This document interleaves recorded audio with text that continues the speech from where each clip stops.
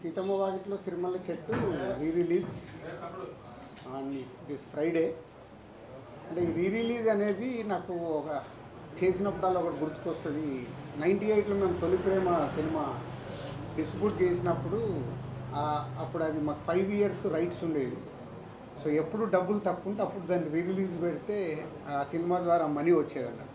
అలా ఒకసారి అమృత cinema flop అయినప్పుడు ఫైనాన్షియల్గా చాలా స్ట్రెస్లో ఉంటే మళ్ళీ రీ-రిలీజ్, అది 4th టైం. అప్పుడు కూడా ఆ రోజుల్లో అది 10 to 12 lakhs షేర్ కలెక్ట్ చేస్తుంది. అంటే అప్పటి రోజులన్నింటినీ మిరాకిల్ డేస్. అలాంటిది ఇప్పుడు కూడా ఆడియన్స్ వాళ్ళ రీ-రిలీజ్ పెడుతుంటే ఎంత ఇంట్రెస్ట్గా థియేటర్కి వస్తున్నారంటే, ఇప్పుడు హైదరాబాద్లో 10 థియేటర్లు వేస్తే ఆల్మోస్ట్ 10 థియేటర్లు ఫుల్ అయిపోయాయి. సో అంటే మేము నిర్మాతలుగా ఆలోచించుకోవాల్సింది, జనాలు థియేటర్కి రావట్లేదు అనేది ఒక స్టేట్మెంట్ ఎప్పుడు జరుగుతూ ఉంటుంది. ఓటీటీలో ఉంది. ఈరోజు సీతమ్మ వాకిట్లో సిరిమల్ల చెట్టు ఓటీటీలో ఉంది, ఆల్రెడీ చూసేశారు. అయినా ప్రేక్షకులు రావడానికి ఇంట్రెస్ట్ చూపిస్తున్నారంటే ఒక మంచి కాంటెంట్ మళ్ళీ వెళ్దామని వస్తున్నారు.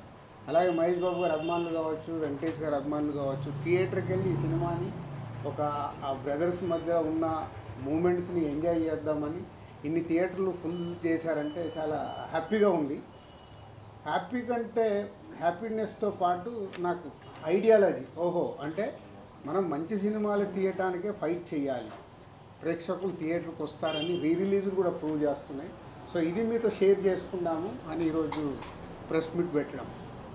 అలాగే ఆంధ్రాలో ఎవ్రీవేర్ వేసిన దగ్గర డే 1 60%, 70% అడ్వాన్స్ బుకింగ్లో ఉన్నాయి. మోస్ట్లీ ఫ్రైడే కల్లా అవి రన్నింగ్ ఫుల్స్ అయిపోతాయి. సో అలాగే సుదర్శన్ 35mm సెకండ్ డే కూడా 8th రోజు కూడా 4 షోలు ఫుల్ అయ్యాయి. అంటే చాలా ఒక మళ్ళీ సినిమా రిలీజ్ చేస్తుంటే ఒక ఉండే హ్యాపీనెస్ కనిపిస్తుంది మాకు ఈ సినిమా ద్వారా. So I'm also watching on 7th morning 8 o'clock show. మళ్ళీ 12 ఏళ్ళ తర్వాత థియేటర్లో సినిమా చూసి ఎంజాయ్ చేయాలని అనిపిస్తుంది. So I'm going to Sudarshan 35mm 8 o'clock show. And media వాళ్ళు మీరు కూడా వెళ్ళి 12 ఏళ్ళ తర్వాత మళ్ళీ ఇద్దరు బ్రదర్స్ వస్తున్నారు కాబట్టి ఎంజాయ్ చేయండి. 12 ఏళ్ల క్రితం మీరు ఈ కాంబినేషన్ సెట్ చేయడానికి ఎలాంటి కష్టపడ్డారు? సో అప్పుడే చాలా ప్రెస్ మీట్లలో చెప్పామంటే మల్టీ స్టార్ చేయడం అనేది ఎప్పుడో మన తెలుగు సినిమా ఇండస్ట్రీలో అందరు స్టార్ హీరోస్, రామారావు గారి దగ్గర నుంచి చిరంజీవి గారి వరకు అందరూ హీరోలు మల్టీ స్టార్ సినిమాలు చేశారు. తర్వాత మారుతూ వచ్చింది.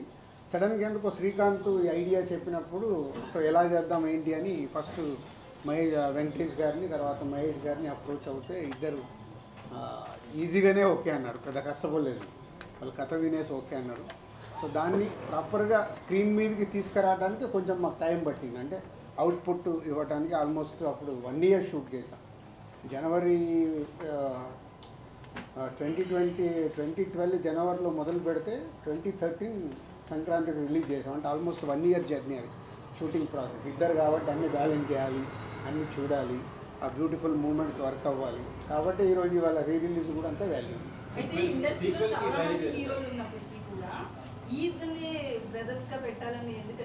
అట్లా ఇప్పుడు ఒక కథ అనుకున్నప్పుడు ఎవరు కరెక్ట్గా ఉంటారని అప్రోచ్ అవుతాము. వాళ్ళిద్దరు అప్రోచ్ అవ్వగానే ఇద్దరికి ఆ రోజుల్లో అట్లని కాదు. అంటే వెంకటేష్ గారికి సురేష్ బాబు బ్రదర్, మహేష్ బాబు గారికి రమేష్ బాబు గారు బ్రదర్. సో ఈ కథలో ఉన్నప్పుడు వాళ్ళు ఓన్ చేసుకుంటారు. అట్లాగే వాళ్ళిద్దరు ఈ సినిమా చేసేటప్పుడు చాలా టైం స్పెండ్ చేశారు.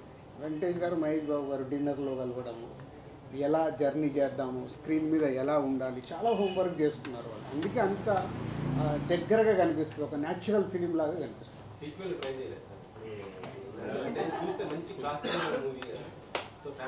ఇప్పుడు నువ్వు సినిమా చూసావు, మళ్ళీ 7th రోజు చూడు, దాంట్లోకి ఏదైనా ఐడియా దొరికితే వచ్చి చెప్పు. ఊరికే కథ చెప్తా అంటే కూడా ఆఫరిస్తున్నా. సీతమ్మ వాకిట్లో సిరిమల్ల చెట్టు ఎలా చెయ్యొచ్చు సీక్వెల్ తీసుకొనిరా, నేను రెడీ. అందరు క్యారెక్టర్లలో ఉంటాయి, దొరుకుతుంది. దొరికిందానికి తప్పే లేదు. ఏమో టర్నింగ్ పాయింట్ అదేనేమో, అందుకే రీ-రిలీజ్ అవుతుందేమో. ట్రై. చాలా లాంగ్ గ్యాప్ తర్వాత మల్టీ స్టార్ తీశారు. కానీ అప్పట్లో వచ్చిన టాక్ అవన్నీ అయితే మంచి పేరు వచ్చింది, మంచి సినిమా తీశారనే ఇది వచ్చింది. కమర్షియల్గా అప్పుడు అంత పే చేయలేదు మీకు అనేది ఒక టాక్. దాని గురించి ఇప్పుడు మాట్లాడుకోవచ్చు.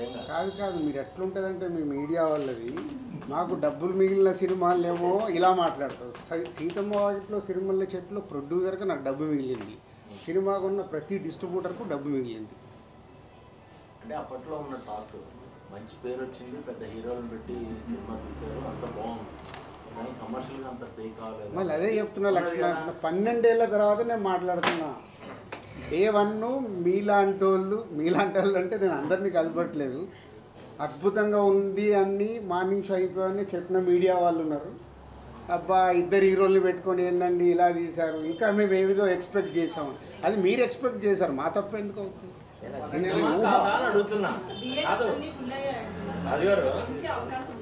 అది ఒక్కొక్క థియేటర్ ఫుల్ అవుతున్న కొద్దీ పెంచుతున్నాయి. వాళ్ళ వెడ్నెస్డే కదా, ఫుల్ అయిన కొద్దీ అందరూ మెల్లిగా 10 స్క్రీన్స్కి వచ్చినాయి, అన్ని ఫుల్స్ అయ్యాయి.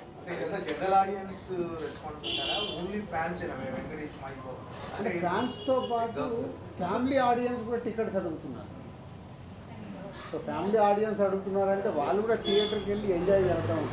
ఇంట్లో టీవీలో పెట్టుకోవచ్చు కదా, కానీ బిగ్ స్క్రీన్లో చూసే మ్యాజిక్, ఆడియన్స్తో పాటు ఫుల్ క్రౌడ్లో చూసే మ్యాజిక్ టీవీలలో మనం దీంట్లో చూస్తే రాదు. చాలా ఫుటేజ్ ఉంది కానీ ఏమీ యాడ్ చేయట్లేదు.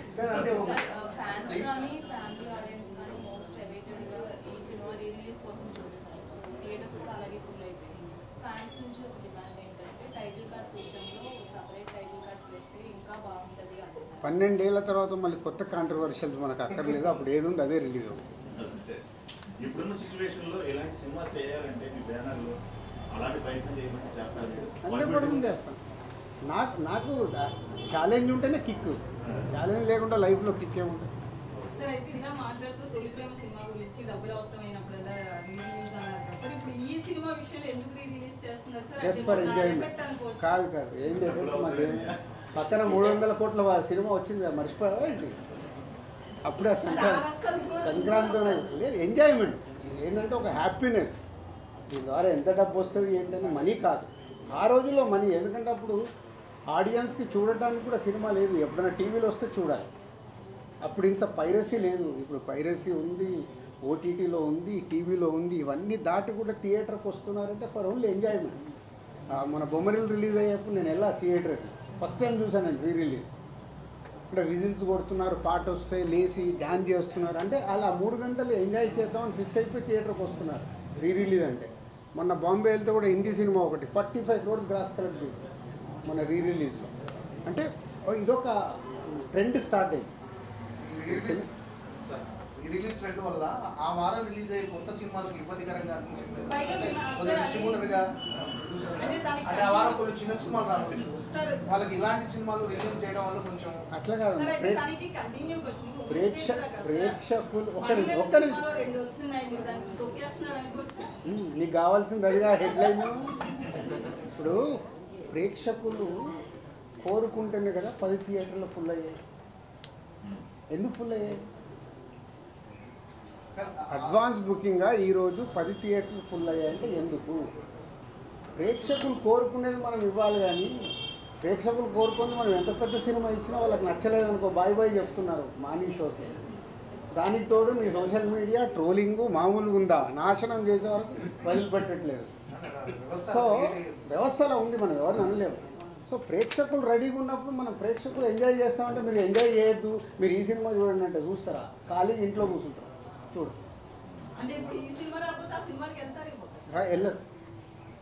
వెళ్ళను, వాళ్ళంతా క్లారిటీగా ఉన్నారు ఆడియన్స్. ఇవాళ స్టార్ సినిమాకి అనుకున్న రేంజ్లో ఓపెనింగ్ రావట్లేదు అంటే ఎందుకు రావట్లేదు?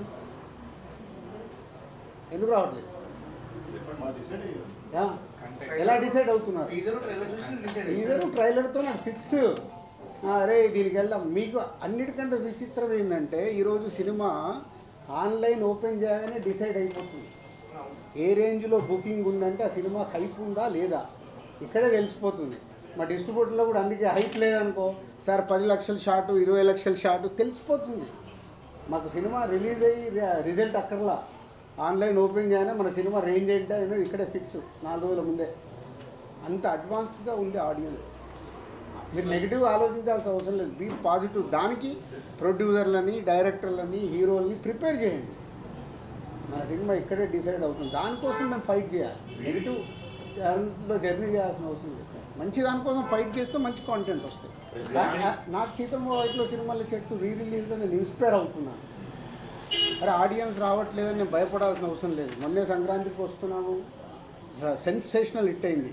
థియేటర్లో హిట్ అయిన తర్వాత కూడా Z5 వాళ్ళు 12 అవర్స్కే ఇంత అయిందని వాళ్ళు కేకులు తీసుకొచ్చి స్వీట్లు తీసుకొచ్చి ఇచ్చి వెళ్ళిపోయారు. This content. ఇంకా థియేటర్లో సో ఇలా జనాలు మనకు ఎనర్జీని ఇచ్చినప్పుడు ఎనర్జీని మనం పాజిటివ్ సైడ్ మర్చుకొని వాళ్ళకి రీచ్ అయ్యే సినిమాలు తీయడానికి ప్రయత్నం చేయాలి. ఇది బాలీవుడ్ రీమేక్ చేస్తున్నారని న్యూస్ వస్తుంది. చెప్తాను, ఫైనల్ అయ్యాక చెప్తాను. ఫైనల్ కాకుండా ముందు అన్ని రూమర్స్. రీరిలీజ్ పైన హీరో రెస్పాన్స్ అయింది సార్. వాళ్ళు తెలుసా రిలీజ్ అవుతున్నట్టు రెస్పాన్స్ అయింది. అంటే ఇవన్నీ మాకు ఎంజాయ్మెంట్ మూమెంట్. రెస్పాన్స్ ఏముంటుంది దీంట్లో? నేను ఏంటంటే 10 థియేటర్లు ఫుల్ అయినాయని హ్యాపీనెస్లో మిమ్మల్ని పిలిచా. మామూలుగా రీరిలీజ్కి ప్రెస్ మీట్లే అవసరం లేదు కదా. సో ఒక హ్యాపీనెస్ అనిపించింది. అరే ఇన్ని థియేటర్లు ఫుల్ ఏంటి, ఓవర్సీస్లో ఓపెన్ చేస్తే ఓవర్సీస్లో కూడా 40% 50% బుకింగ్ చేస్తున్నారు. ఓవర్సీస్లో అయితే $. అయినా వాళ్ళు కూడా రెడీగా ఉన్నారు అక్కడ చూడటానికి. అంటే మార్నింగ్ 8కి సుదర్శన్కి వెళ్ళి సినిమా చూస్తానని చెప్పారు. మొన్న ప్రెస్ మీట్లో అంజలి గారు కూడా ఈ సినిమా చూడలేదని చెప్పారు. మరి అంజలి గారు కూడా వస్తారు ఇక ఇప్పుడు ఫోన్లు చేసి పిలవాల్సిన అవసరం లేదు. మాకు హ్యాపీనెస్ కావాలని కూడా థియేటర్కి వెళ్ళి ఎంజాయ్ చేస్తాం. మ్యాక్సిమం రీరిలీజ్లో హీరోస్ వాళ్ళ బర్త్డేస్లో ఏదైనా అకేషన్స్లో రిలీజ్ చేస్తారు కదా, అలా కాకుండా ఈ డేట్లో రిలీజ్ చేయడానికి మెయిన్ పర్టికులర్ రీజన్ ఏమైనా ఉందంటారా? అట్లా ఏం లేదు. సో అనుకున్నారు March 7th డేట్ చేద్దామని లాస్ట్ మంత్ అనుకొని టీం అంతా ప్రిపేర్ చేసి పెట్టేసాం. డిస్ట్రిబ్యూటర్ ఎంత ఎక్స్పెక్ట్ చేస్తుంది రీ రిలీజ్ నుంచి? దీనికేమీ ఎక్స్పెక్ట్ ఎంత వచ్చినా హ్యాపీనెస్. నేను చెప్పేది దీని ద్వారా వచ్చే డబ్బు కాదు. అంటే రీరిలీజ్కు ప్రేక్షకులు ఇలా థియేటర్కి వస్తున్నారంటే ఎగ్జిబిటర్ హ్యాపీగా ఉన్నాడు. సార్ ఈ సినిమా చేస్తుంటే ఫుల్స్ సార్ అని వాళ్ళే మామూలు హ్యాపీనెస్ కాదు కదా. ఆడియన్స్ చూసేవాళ్ళు తీసిన మాకు 12 ఏళ్ల తర్వాత మళ్ళీ థియేటర్లో వెళ్ళి థియేటర్ హౌస్ఫుల్లో చూస్తుంటే ఆ కిక్కే వేరు కదా. ఆ కిక్కే ఇంపార్టెంట్. రీసెంట్గా వచ్చిన మురారి లాస్ట్ చేస్తున్నారు సార్ ఈ సినిమా. మళ్ళీ కంపారిజన్ ఎందుకు? ఉన్న ప్రజెంట్ ట్రెండ్లో ఒక్కోసారి ఒక్కో ట్రెండ్ నడుస్తుంది. చిన్న సినిమాల ట్రెండ్ నడుస్తుంది, ఒక్కోసారి పెద్ద సినిమాల ట్రెండ్ నడుస్తుంది, ఒక్కోసారి రీరిలీజ్ ట్రెండ్ నడుస్తుంది. ఉన్న అన్ని సినారియోల్లో థియేటర్స్కి జనాలు బాగానే వస్తున్నారు, ఓటీటీలో కూడా బాగానే చూస్తున్నారు. అంటే చిన్న సినిమాలు రావాల్సిన అవసరం ఉందా, పెద్ద స్టార్ హీరో సినిమా మంచి సినిమా రావాల్సిన అవసరం ఉంది. చిన్న పెద్ద లేదు. ఇంకా మంచి సినిమా నీ పోస్టర్ దగ్గరికి వెళ్ళి, నీ టీజర్ దగ్గరికి వెళ్ళి, నీ పాటల దగ్గరికి వెళ్ళి, అది చిన్న సినిమా అయినా స్టార్ హీరో సినిమా అయినా అది రీచ్ అవుతే ఏ రేంజ్ కాదు. ఇప్పుడు చిన్న సినిమా అంటే 10 కోట్లు తీయొచ్చు, స్టార్ సినిమా అంటే 400 కోట్లు తీస్తుంది. నంబర్సే డిఫరెన్స్ కదా. అల్టిమేట్ కాంటెంట్ ప్రేక్షకుడికి రీచ్ అవుతే పోస్టర్ దగ్గర నుంచి టీజరు, సాంగ్, ట్రైలరు అన్నీ వాళ్ళకి ఎక్సైట్మెంట్ అవుతే చిన్న సినిమాలు కూడా ఫుల్ చేస్తున్నారు కదా. పెద్ద సినిమాలు అంటే మన సంక్రాంతికి వస్తున్నాం, మన తండేలు బాగున్నాయి. తర్వాత ఈ డబ్బింగ్ సినిమాలు, ఒకప్పుడు డబ్బింగ్ సినిమాల మీద మొన్న ఆడింది కదా డబ్బింగ్ సినిమా కూడా ఆడుతుంది కదా. డబ్బింగ్ సినిమాలు కూడా డ్రాగన్ డబ్బింగ్ సినిమాలు కూడా బాగా వస్తున్నాయి. డబ్బింగ్ కాదు, డబ్బింగ్ కాదు, డబ్బింగ్ కాదు. డ్రాగన్ సైమల్టేనియస్ కాదు ఓకే ఓకే. డబ్బింగ్ సినిమాలు వస్తుంది. డబ్బింగ్ సినిమాల వల్ల తెలుగు సినిమాల పర్సంటేజ్ ఏమన్నా తగ్గుతుందా? అదేముండదు. అరే అక్కడ థియేటర్లు ఖాళీగా ఉంటే మళ్ళీ పర్సంటేజ్ అంటారంటే మరి మా థియేటర్లలో సినిమాలు లేవు. మీరు ఇప్పుడు చిన్న సినిమా పెద్ద సినిమా ఉన్నది, థియేటర్లు ఖాళీగా పెట్టుకున్నారు.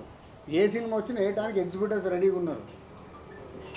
సినిమా రిలీజ్ చేయడము, థియేటర్లు ఇవ్వడం కాదు, ప్రేక్షకుల్ని థియేటర్కి తీసుకురావడం ఎలా, అది ఇంపార్టెంట్. ఇందాక నువ్వు అడిగిన క్వశ్చన్లో ఉంది. 2020 సంక్రాంతి తర్వాత మీ ఆలోచన ధోరణిలో ఏమైనా మార్పు వచ్చిందా? ఎలాంటి సినిమాలు తీయాలనుకుని మీరు ఏమైనా పొందాలని మార్చుకుంటున్నారా? నువ్వు మిస్ అయినట్టు నువ్వేను. గేమ్ చేంజరు సంక్రాంతికి వస్తున్న ప్రెస్ మీట్ పెట్టిన రోజే చెప్పాను. 2 సినిమాలు రిలీజ్ కాకుండా ముందే నేను చెప్పాను. ముందుగా చూసాను. ఉన్నావు కదా, మరి ఆ రోజే చెప్పాను కదా. నేను లాస్ట్ 4 years ఏం మిస్ అయ్యాను, మీరు ఏం పట్టుకొని వెళ్ళాలనేది నాకు క్లారిటీ ఉంది. ఆ రోజు రిజల్ట్ రాలేదు కదా, రిజల్ట్స్ వచ్చిన తర్వాత రిజల్ట్స్ అయినా ఏదైనా నేను ఏం చేయాలనేది నాకు క్లారిటీ ఉంది. సో దానికి కూడా సంక్రాంతికి వస్తున్నాము సినిమా ఒక సెన్సేషనల్ హిట్ అయినప్పుడు ఏం క్లారిటీ వచ్చింది? ఇంకా నేను అనుకున్న క్లారిటీ నాకు వచ్చేసింది.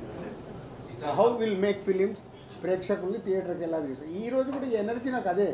సీతమ్మ వాకిట్లో రిలీజ్ చేస్తే ఇలా ఫుల్స్ ఉందంటే ఓకే. నిన్న అనిల్ రావిపూడి ఫోన్ చేసి చెప్పాడు, మీ టైం బాగుంది సార్ అంటే దీనిలో కూడా డబ్బులు వస్తున్నాయి. డబ్బులు కాదని కిక్, అంటే పని చేయడానికి మాకు కిక్ కావాలి. ఐటీ పిక్ ఎక్కడికి వెళ్ళి వస్తాయి టైం బాగుందా సార్? ఐటీ వాళ్ళు వచ్చింది బాగుంది. మీ బ్యానర్లో ఇంకా చాలా అంటే ఐటీ వాళ్ళు రావడం వల్ల పాత 10 సంవత్సరాలు ఉన్న క్లియరెన్స్ మొత్తం క్లియర్ అయిపోయింది కాబట్టి యాంజియోగ్రామ్ చేయించుకున్నంత హ్యాపీగా ఉన్నారు ఆయన. ఈ సమ్మర్ పెద్ద సినిమాలు ఏం లేవు సార్ మొత్తం ఈ సమ్మర్ ఎందుకు లేవా ఎవరు కూడా ఏమైనా ప్రతి వారం 2 సినిమాలు ఉన్నాయి. మళ్ళీ అదే పెద్దవి ఉన్నాయా చిన్నవి ఉన్నాయి కదా, ఆడే సినిమాలు ఏమున్నాయి చూసాం. ప్రేక్షకులకు ఏం నచ్చుతుందో మనకు తెలియదు కదా. సరే గద్దర్ అవార్డ్స్ ఎప్పుడు ఇప్పిస్తున్నారు ఏంటి దాని అది గురించి? ఎఫ్డీసీ సపరేట్గా మీరు మాట్లాడు. కూడా FDC చైర్మన్ కాబట్టి. ఎఫ్డీసీ సపరేట్గా మాట్లాడు. ఇప్పుడు ఓన్లీ దిల్ రాజు ప్రొడ్యూసర్గా మాట్లాడు. సార్ అయితే పైరసీ మీద మన మీకు ఏం చేంజెస్ కావచ్చు, తండ్రి కావచ్చు, ఇంత ఎఫెక్ట్ అయ్యాయి. ఎవరిని అడిగినా కలుస్తాం అంటున్నారు. టాలీవుడ్ టాప్ మోస్ట్ ప్రొడ్యూసర్స్ ఎవరు ఒక మీటింగ్ కనీసం పెట్టుకోలేదండి సార్, ఇంత ఎఫెక్ట్ అవుతున్నప్పుడు. అది ప్రొడ్యూసర్స్ అందరికి అడగాలి కదా. వాళ్ళు అడిగాం సార్, నేను బలివాస్ గారు కూడా ఏమన్నా? కలుస్తాం ఏదో అంటారు అంతే. అరవింద్ గారు కూడా ఆ రోజు అదే ఇక్కడ చెప్పారు. ప్రాబ్లం అదే. ఆ వారం రిలీజ్ అయిన వాళ్ళకే నొప్పి, తర్వాత పెద్ద పట్టించుకోరు. మా సినిమా ఫీల్డ్లో ఉన్న మా బ్యాడ్ అదొకటే. కలిస్తే చాలా మార్చుకుంటూ రావచ్చు. కలవటానికి ఏంటంటే ఎవ్రీ ఫ్రైడే వాళ్ళ పెయిన్, ఆ ఫ్రైడే సాటర్డే సండే అయిపోకుండా మళ్ళీ మండే నుంచి కొత్త షూటింగ్ ఏంటి, కొత్త సినిమా ఏంటి, దాంట్లో పడిపోతారు.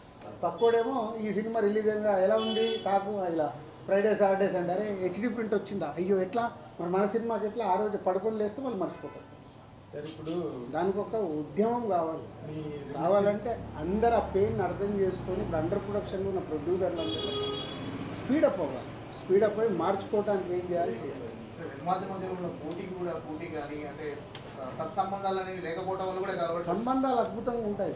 సంబంధాలకి అంటే పైకి కనిపించాయి కదా సార్, బేసిక్ పెయిన్. నేను ఒకటి చెప్తున్నాను రాజు గారి ముందు, ఇన్ని సంవత్సరాల నుంచి గత 20 ఏళ్ల నుంచి పైరసీ గురించి మాట్లాడే వాళ్ళే రాజుగారు లాగా అందరూ ఓపెన్ అయ్యి తేజ లాంటి వాళ్ళు నా సినిమా నా ఇంట్లో నా కంచం నేను గడుపుకుంటున్నాను, మిగతా వాళ్ళ కంచం కడగాల్సిన అవసరం లేదని చాలా నిర్దిష్టంగా చెప్పారు. దయచేసి ఈ పైరసీల గురించి మనం ప్రొడ్యూసర్ని క్వశ్చన్లు అడగడం మానేయాలని నా విజ్ఞప్తి. సో డెఫినెట్గా అంటే క్వశ్చన్ వచ్చింది కాబట్టి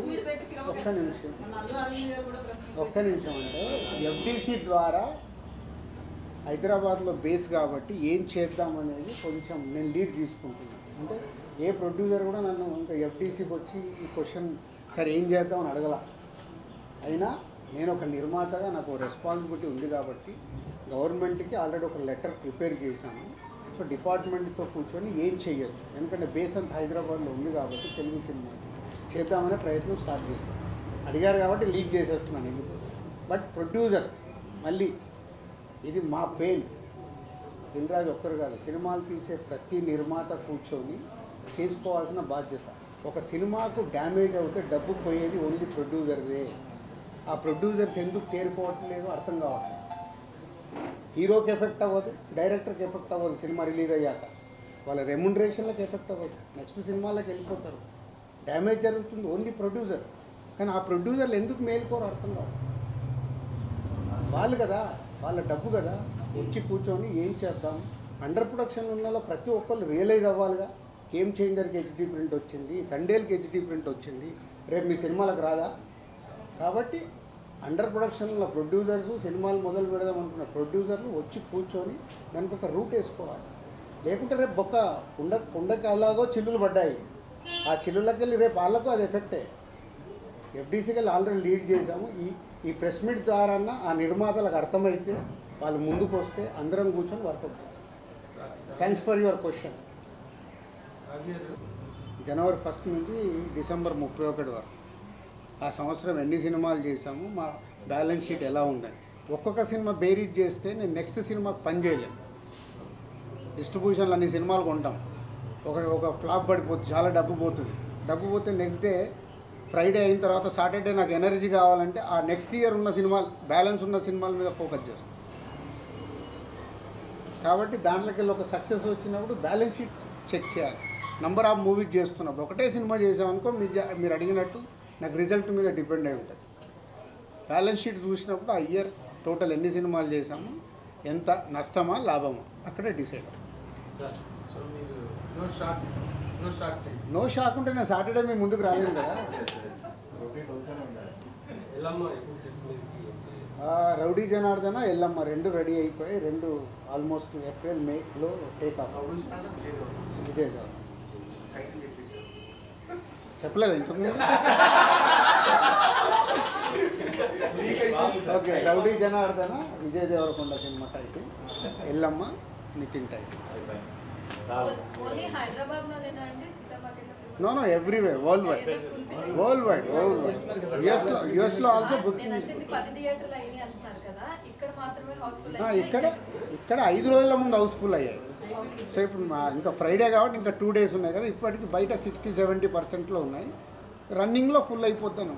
మొన్న సంక్రాంతికి వస్తున్న సినిమాకి క్లోజ్ అయిపోయిన థియేటర్లు కూడా ఓపెన్ అయ్యే సినిమా గురించి విన్నాం సార్.